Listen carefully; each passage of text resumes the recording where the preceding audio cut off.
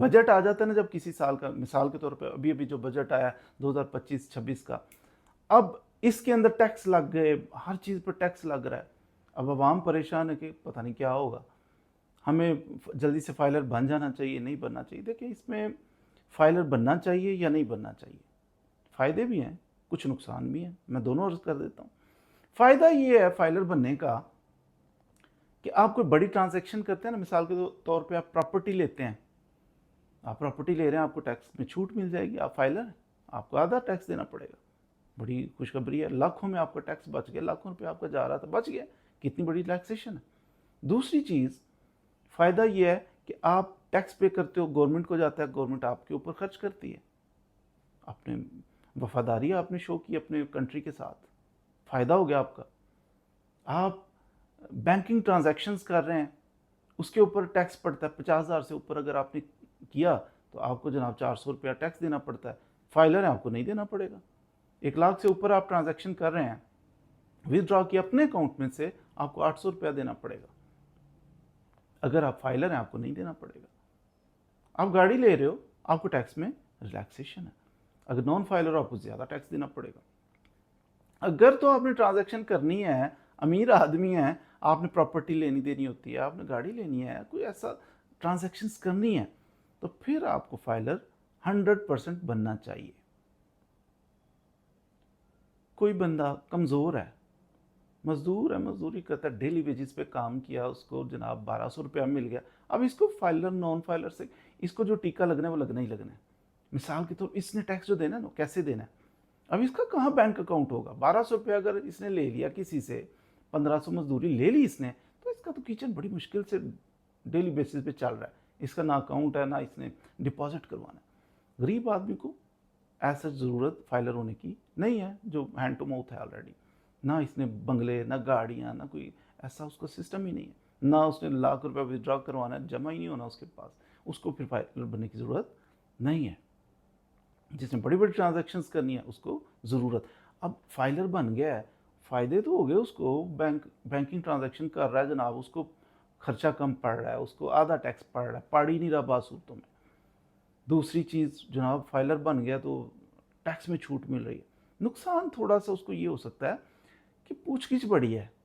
Filer आप बन गए, एक एनटीएन बनवाना ये तो वन टाइम है ना एक्सरसाइज। आपने किसी वकील साहब से रब्ता किया, किसी एक्सपर्ट से रब्ता किया, उसने थोड़े से पैसे आपसे लिए जनाब, उसने 5,000 रुपया लिया, टिक टिक टिक, आपकी कुछ मालूमात नहीं, बैंक स्टेटमेंट ये वो, प्रॉपर्टी कितनी है, कुछ मालूमात लेके उसने एनटीएन बना दिया। बड़ा आसान है, जल्दी से बना देंगे, थोड़े से पैसे, 5,000 10,000 कितना ले लेगा, वन टाइम एक्सपेंस। आप एनटीएन आपका बन गया। अब हर साल आपको रिटर्न जमा करवानी होती है। अनपढ़ बंदा, सीधा साधा बंदा, वो तो नहीं ये रिटर्न जमा। हाँ, अगर आप पढ़े लिखे हैं तो आपको सीखना चाहिए, समझना चाहिए कि रिटर्न कैसे फाइल करते हैं।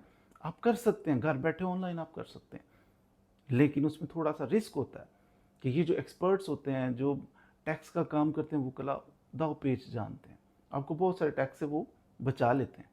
बहुत से टैक्स ऐसे होते हैं जिनसे आपको रिलैक्सेशन मिल सकती है, आप ना भी दें तो गुजारा हो सकता है, लेकिन उसकी एक्सप्लेनेशन देनी होती है। वो कौन देगा, वो एक्सपर्ट दे। एक्सपर्ट जब देंगे ना, आपकी रिटर्न हर साल जमा करवाएंगे, तो फिर आपको कुछ पे करना है, हर साल पे करना है रिटर्न जमा करवाने का। वो कितने चार्जेस लेंगे, हर किसी के अपने को 5,000 लेगा, कोई 10,000 लेगा, 20,000 लेगा, 50,000 लेगा। वो रिटर्न आपकी सबमिट करने का आपसे चार्ज करेगा, आपको हर साल कुछ ना कुछ पे करना पड़ेगा। ये नुकसान है, आपका फाइनेंशियल लॉस हो रहा है। फिर ये लॉस है कि आपकी जो ट्रांजैक्शन हो रही है ना, आपको एक्सप्लेन कहाँ से पैसे आए, क्यों पैसे आए, इतने पैसे क्यों, उतने पैसे क्यों, ये मकान कैसे ले लिया, आपके तो इतने पैसे थे, ये कहाँ से आ गए, वो कहाँ से आ गए। पूछगिछ बड़ी है, आपको नोटिस आ जाता है, एफबीआर की तरफ से नोटिस आ गई, ये प्रॉपर्टी ली थी, क्यों, कैसे, कब, आके बताओ। फिर आप जाते हो किसी की, ये देखें जी नोटिस आ गया, क्या करना है, वो फीस चार्ज करेंगे आपसे। नफ़ा भी है, फ़ायदे भी हैं फाइलर बनने के, कुछ ट्रबल्स भी हैं, वो मैंने आपको अर्ज़ कर दी। तो जो ऐसा middle class, lower middle class, जिसके पास ऐसा कोई सेविंग्स नहीं है, तो वो ना भी फाइलर बने तो चलेगा। उसे जो टीका लगना है, चाय की पत्ती उसने लेनी है, साबुन लेना है, छोटी छोटी चीज़ें लेनी है ना, उसके ऊपर टैक्स उसको 2 4 10 रुपये देता ही रहेगा, वो तो उसे देना ही पड़ेगा। तो बड़े बड़े टैक्सेस उसे वैसे ही नहीं पड़ने। हाँ, अगर आप मिडिल क्लास हैं और आपके पास कुछ सेविंग्स हैं, आप चाहते हो कि आप कोई प्रॉपर्टी ले लो, आपका गाड़ी के लिए थोड़े से थोड़े करके आपने पैसे जमा कर लिए हैं, तो फिर आपको चाहिए कि आप फाइलर हो जाएं, थोड़ा सा अर्ली हो जाएं। बाज़ दफ़ा ऐसा होता है हम प्रॉपर्टी ले पैसे जमा कर लिए हैं, प्रॉपर्टी लेने का इरादा है, अब जाके हम कहते हैं वकील साहब फाइलर कर दो। अब ये लेट फाइलर की कैटेगरी में आ जाता है, वो फिर कुछ इश्यूज़ अराइज़ हो जाते हैं। तो कोशिश करें कि फाइलर 1 साल पहले हो जाएँ आप, रिटर्न रेगुलर आपने सबमिट की है तो आपके लिए इश्यूज़ भी नहीं अराइज़ होंगे। तो ये अगर आप सेविंग्स आपके पास कुछ जमा हो रही हैं, तो आप चाहते हो कि मैं ट्रांज़ैक्शन बड़ी करनी है, गाड़ी लेनी है, प्रॉपर्टी लेनी है, तो फिर आप ज़रूर फाइलर हो जाएँ। तो ये मजबूरी है ना, आपको लाखों में टैक्स आपका बच जाएगा।